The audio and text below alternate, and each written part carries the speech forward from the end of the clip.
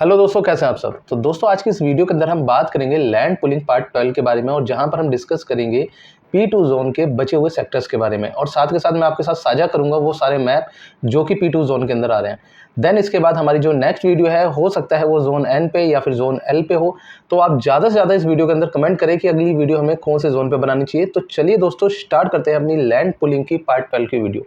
चलते हैं स्क्रीन पे। तो दोस्तों जैसे कि आप यहाँ देख पा रहे हैं कि हमने यहाँ पर जोन P2 का मैप खोल रखा है, और यहाँ पर हमारे जो लास्ट हमने वीडियो के अंदर डिस्कस किए थे वो 12 सेक्टर तक के हमने सारे के सारे मैप जो है डिस्कस कर लिए थे। आज हम करेंगे 13 सेक्टर से स्टार्टिंग। तो 13 सेक्टर का मैप जो है वो देखते हैं आखिर कौन सा है। तो 13 सेक्टर जो आप यहाँ पर देख रहे हैं कि यहाँ पर इब्राहिमपुर का एरिया जो है 13 सेक्टर के अंदर आ रहा है। तो इब्राहिमपुर का एरिया हम देख लेते हैं। इब्राहिमपुर का जो हमने यहाँ पर मैप है वो मैप भी खोल रखा है। तो ये रहा आपका 13 नंबर का मैप, और यहाँ पर आप देख पा रहे हैं यहाँ पर भी पूल्ड एरिया काफी दिख रहा है। यहाँ पर जो कहते हैं ना पार्ट पुलिंग जो है, खसरे की पार्ट पुलिंग वो कम है, और साथ ही साथ यहाँ पर जो है अनऑथराइज कॉलोनियों की भी यहाँ पर काफी जगह दिखाई दे रही है। तो चलिए दोस्तों इसे थोड़ा सा बड़ा करके देखते हैं। तो ये गढ़ी खसरों का एरिया इधर का आ रहा है, और ये यहाँ पर ये दिखा रहे हैं कि UR3 का जो प्रोजेक्ट है ये इसके साथ में जाने वाला है आने वाले टाइम पे, या फिर अगर कहे कि है ना यहाँ पर UR3 के अंदर भी जगह जाने वाली है कुछ। तो सबसे पहले हम ऐसे जूम करके देखते हैं। तो जूम करके देखने पे आपको यहाँ पर ये सारे खसरे देखने को मिल रहे होंगे जो कि ग्रीन एरिया में है। ग्रीन एरिया के जितने खसरे हैं ये सारे के सारे पूल्ड एरिया है, यानी कि लैंड पुलिंग के अंदर जा रहे हैं।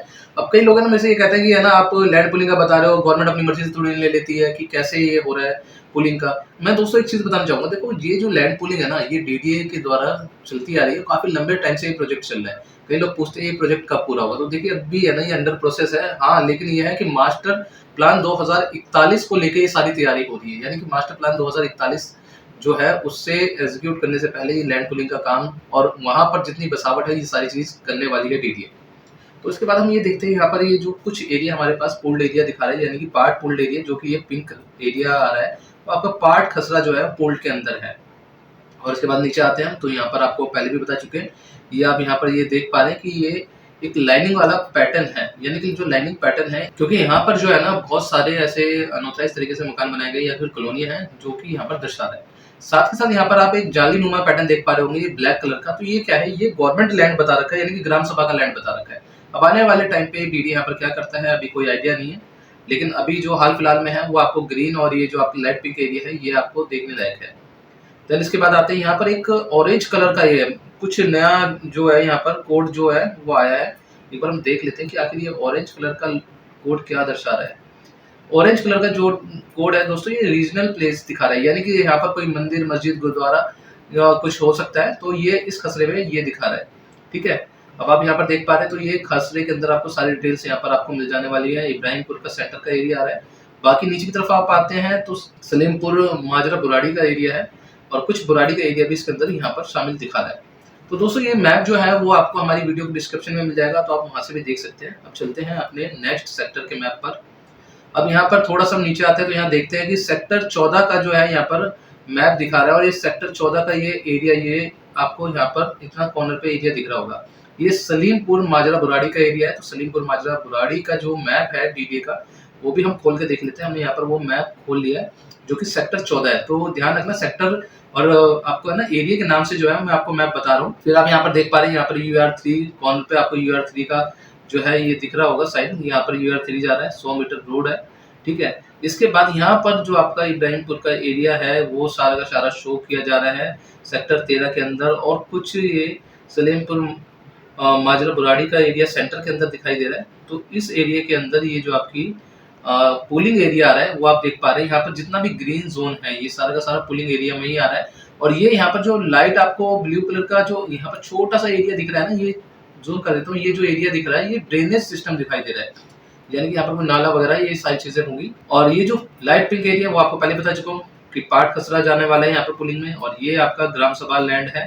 ठीक है, अब मैं आपको बता दूं ग्राम सभा लैंड जो है पहले के टाइम पे है ना DDA ने जो अलॉट किए थे लोगों को खेती करने के लिए, ग्राम सभा लैंड जो है वो अलॉट किए थे, लेकिन लोगों ने कहीं ना कहीं है ना उन खेती की जमीनों को, एग्रीकल्चर लैंड को जो है सरकारी लैंडों को इस्तेमाल करके कहीं ना कहीं रेजिडेंशियल प्लेसों में, या फिर अगर हम बात करें कि प्लॉटिंग करके जो है लोगों को बेचना स्टार्ट कर दिया था, जिसकी वजह से आज के टाइम में काफी दिक्कतों का सामना करना पड़ रहा है आम लोगों को। तो सबसे पहली चीज है कि जब भी कहीं जमीन लेते हो आप तो अपने ना रेवेन्यू दफ्तर से, या फिर अगर हम बात करें सब रजिस्ट्रार ऑफिस से जाके ज़मीनों के रिकॉर्ड ज़रूर निकलवाइए। क्योंकि देखो भाई, आप कोई ना 1000-2000 की चीज़ नहीं लेने जा रहे हैं, लाखों करोड़ों की चीज़ लेने जा रहे हैं, और एक बार अगर आपका पैसा फँस गया तो वहीं पे फ्रीज़ हो जाएगा, उसके बाद आप उसे निकालना भी आपके लिए भारी पड़ जाने वाला है। ठीक है? तो उसके बाद फिर हम आते हैं अपने नेक्स्ट मैप पे। तो नेक्स्ट मैप हमारे यहाँ पर दिखाया गया सेक्टर 15 का जो है हमारा नेक्स्ट मैप है, और सेक्टर 15 जो है इसमें ये नीचे की तरफ आपको देखने को मिल रहा होगा। यहाँ पे हम इसे थोड़ा-सा छोटा कर देते हैं आपको। तो ये जो एरिया दिख रहा है ना, ये आपको यहाँ से लेके ये पूरे अंदर का एरिया दिख रहा है, ये सेक्टर 15 का है। सेक्टर 15 के अंदर आपका बुराड़ी का कुछ एरिया आ रहा है, कुछ जड़ौदा माजरा बुराड़ी का आ रहा है। जड़ौदा माजरा का जैसे कि आपको मैं बताऊँ दोस्तों, अभी काफ़ी टाइम पहले जो है जड़ौदा माजरा का जो एक केस था ना, वो काफ़ी उछला था कि जड़ौदा माजरा की तरफ जो है काफ़ी हंगामा हुआ था कि जहाँ पर जो है नोटिस पहुँच गए थे कॉलोनी खाली कराने के। तो ऐसे ही जो है ना वहाँ पर काफ़ी जो है चर्चाओं में भी आया था वो एरिया। तो आपको मैं बता दूँ काफ़ी फेमस आ रहा है ये बुराड़ी और जड़ौदा का एरिया जो है, ऑन हाईवे है ये। ठीक है? इसका मैप हम खोल के देख लेते हैं। ये सेक्टर 15 का मैप है हमारा। सेक्टर 15 का मैप हमने यहाँ पर खोल लिया। तो आप ये देख पा रहे हैं भाई, यहाँ पर तो बहुत बड़ा एक जाल सा बना हुआ है, लेकिन यहाँ पर एक अच्छी चीज़ ये है, यहाँ पर पूलिंग में जो है ना, लैंड पूलिंग में जगह वो बहुत ना के बराबर जाने वाली है। ठीक है? तो आप यहाँ पर ये देख पा रहे हैं भाई, सबसे पहले एक चीज़ मैं बता दूँ, जितना ये लाल एरिया दिखा रहा है ना, रेड एरिया दिखा रहा है, ये सारा का सारा जो है आपका लाल डोरा एक्सटेंशन की जगह है। यानी कि यहाँ पर आप जो है रेजिडेंशियल पर्पज से अगर रहना चाहते हैं या ज़मीन खरीदना चाहते हैं तो खरीद सकते हैं। क्योंकि यहाँ की ज़मीनों की डायरेक्टली रजिस्ट्री है, और ये कोई अनऑथराइज़ कॉलोनी नहीं होती है, ये ऑथराइज़ होती है लाल डोरा की जो ज़मीनें होती हैं, और इनकी आप रजिस्ट्री करा सकते हैं और आपको भविष्य में कोई दिक्कतें नहीं आने वाली है। लेकिन अब यहाँ पर हम देखते हैं कि भाई, यहाँ पर अनऑथराइज़ कॉलोनी बहुत ज़्यादा बसी हुई है, क्योंकि आपका ना ये लाइनिंग वाला पैटर्न हर जगह दिख रहा होगा। तो जहाँ-जहाँ पे लाइनिंग पैटर्न है, यहाँ पर सारी अनऑथराइज़ कॉलोनी जो है वो बसी हुई है। हालाँकि कई अनऑथराइज़, अभी हम यहाँ पर नाम ले रहे हैं अनऑथराइज़ का, लेकिन आपको मैं बता दूँ कई कॉलोनियाँ जो है, जो कि गवर्नमेंट द्वारा पास हो गई है, जिन्हें हम कहते हैं ना कि पीएम उदय के अंदर पास हो गई है, रेगुलाइज़ हो गई है, लेकिन हम यहाँ पर उसे भी संबोधित करेंगे अनऑथराइज़ तरीके से, क्योंकि यहाँ पर अनऑथराइज़ लिखा हुआ है। तो यहाँ पर ये कॉलोनी बसी हुई है, और इस कॉलोनी में आप ये देख पा रहे हैं कि यहाँ पर कुछ जो खसरे हैं ना, जैसे कि अब खसरे हैं, यहाँ पर कुछ खसरे हैं, तो मैं यहाँ पर आपको इनके बारे में बता भी देता हूँ। जैसे यहाँ पर खसरा नंबर 50 के अंदर जो है, ये 3, 4, 7 ऑब्लिक, मतलब ऑब्लिक 3, 50/4, 50/7, तो ऐसे करके आप ये देख पा रहे हैं कि ये जो खसरा है ना, ये इसके अंदर पुलिंग के अंदर आ रहा है। और इधर आप ये देख पा रहे हैं सेक्टर खसरा नंबर 22 दे रखा है, तो इसके अंदर कुछ नहीं दे रखा फिलहाल। जो खसरा नंबर 52 है, खसरा नंबर 52 का ये जो बाउंड्री एरिया है उसमें ये दे रखे हैं। खसरा नंबर 51 में देखे बाउंड्री एरिया जो है ना दोस्तों, आपको ये रेड लाइन का जो बॉक्स दिख रहा है ना, इससे आपको बाउंड्री एरिया की जो है पहचान हो जाएगी। तो इसके अंदर है ना, बस कुछ जगह अभी पुलिंग के लिए जा रही है, बाकी अनऑथराइज्ड कॉलोनी में। और हालांकि कई लोगों का सवाल होता है कि जो अनऑथराइज्ड कॉलोनी, या फिर अगर हम बात करें कि जो पुलिंग में एरिया आ रहा है अनऑथराइज्ड कॉलोनी का, क्या वो भी अगर वहाँ पे कंस्ट्रक्शन हुई है, क्या उसे तोड़ दिया जाएगा? तो दोस्तों अभी तक है ना, गवर्नमेंट की तरफ से या फिर डीडी की तरफ से ऐसी कोई अनाउंसमेंट नहीं हुई है। जहाँ तक है, गवर्नमेंट तो यही चाहती है कि जहाँ पर लोग बसे हुए हैं उन जगहों को ना छेड़ा जाए, लेकिन आगे इनकी क्या पॉलिसी होती है कुछ कहा नहीं जा सकता। ठीक है? तो फिर इसके बाद हम ये देख लेते हैं, जड़ौदा की तरफ आ जाते हैं। तो जड़ौदा की तरफ भी जो है, इधर लाल डोरा एक्सटेंशन की जगह दे रखी है, और यहाँ पर ये आप ये देख पा रहे हैं, ये रीजनल प्लेस दे रखा है यहाँ पर। ठीक है? बाकी यहाँ पर जो है, यहाँ पर आपको ये ग्राम सभा की या फिर गवर्नमेंट लैंड आपको देखने को मिल सकता है, जो कि आपको मैंने बताया कि ये ब्लैक कलर का जालीनुमा पैटर्न जो है वो आपकी ग्राम सभा या गवर्नमेंट लैंड की जगह है। ठीक है? चलिए फिर आगे बढ़ते हैं। आगे हम यहाँ पर अब देखेंगे सेक्टर 16 को। तो सेक्टर 16 का मैप जो है ये रहा हमारा, ये कमालपुर माजरा बुराड़ी का एरिया आ रहा है। ठीक है? सेक्टर 16 के अंदर। तो ये इसका ना कॉर्नर के एक तरीके से ना त्रिभुज टाइप का बना हुआ। चलिए इसका भी मैप देख लेते हैं। ठीक है? सेक्टर 16 का हमने यहाँ पर मैप खोल लिया, और सेक्टर 16 के मैप में एक अच्छी चीज़ ये है कि दोस्तों, यहाँ पर कोई भी 1% भी यहाँ पर पुलिंग नहीं है। यहाँ पर जो ये रेड कलर का एरिया दिख रहा है ना, ये सारा का सारा आपका जो है वो आपकी लाल डोरे की जगह है, और इसके अलावा जो आपके कुछ यहाँ गवर्नमेंट लैंड तो है यहाँ पर, जैसे कि आप ये देख पा रहे हैं कि यहाँ पर गवर्नमेंट लैंड यहाँ पर कुछ दिखा रखा है, जो कि जालीनुमा पैटर्न में दिखा रखा है, अनऑथराइज्ड कॉलोनी दिखा रखी है। ठीक है?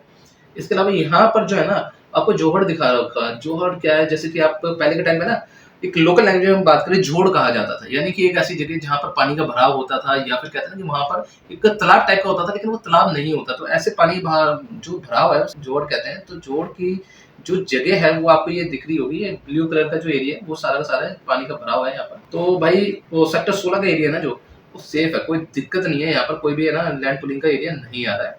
तो भाई अच्छी चीज़ है। अब अगले मैप पर चलते हैं। अगला मैप हमारा जो है सेक्टर 17 का होने वाला है। उस सेक्टर 17 के मैप में ना, आपको मैं एक चीज़ बता दूँ, आप ये देख पा रहे हैं कि सेक्टर 17 के अंदर है ना, भलसवा लेक, यानी कि भलसवा झील का एरिया भी यहाँ पर है, और ड्रेनेज सिस्टम भी यहाँ पर है। मुकुंदपुर का एरिया ये आ रहा है, और मुकुंदपुर के एरिया के अंदर जो है क्या है, मैं आपको पहले बता देता हूँ कि सबसे पहली चीज़ ये ना कि जितना ये एरिया होता है ना दोस्तों, जहाँ पर ये पानी का भराव होता है या कहते हैं कि जहाँ झील होती है, नदी होती है, यहाँ का एरिया ना कुछ एरिया जो है ओज़ोन में लगता है।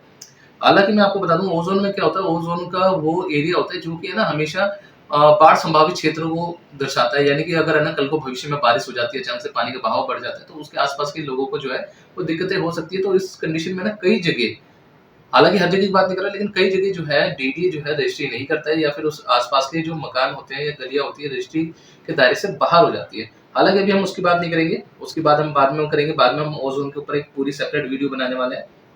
तो सेक्टर 17 का मैप खोलते हैं। सेक्टर 17 का मैप हमारा ये हमने यहाँ पर खोल दिया है। तो यहाँ पर सेक्टर 17 के मैप में आप ये देख पा रहे हैं कि भाई ये आप इस एरिया के अंदर भी है ना कहीं आपको एक भी जो है लैंड पूलिंग की जगह नहीं दिख रही है। तो भाई ये अच्छी चीज़ है, लैंड पूलिंग की जगह नहीं है। लेकिन यहाँ पर आप ये देख पा रहे हैं कि लाल डोरे की जगह दे रखी है मुकुंदपुर के अंदर काफ़ी, और एक बहुत बड़ा जाल बना हुआ है अनऑथराइज्ड कॉलोनी का। यानी कि यहाँ पर अनऑथराइज्ड कॉलोनी जो है वो काफ़ी बसी हुई है।